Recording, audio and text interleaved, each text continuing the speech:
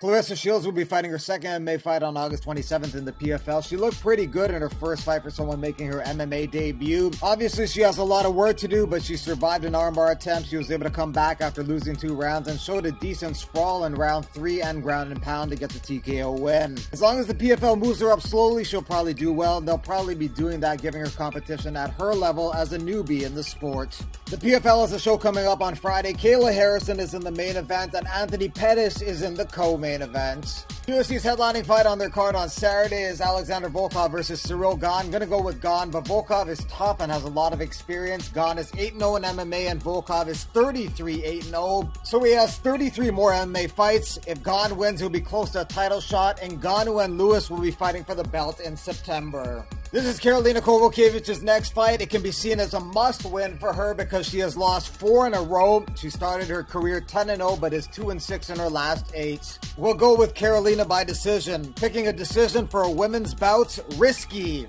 We'll pick decision unless Amanda Nunes is fighting, or Cyborg, Rose Namajunas, Valentina Shevchenko, Jessica Andrade, Weili Zhang, or fighters like that. Thanks for watching MMA Digest. Like and subscribe to keep up with everything MMA.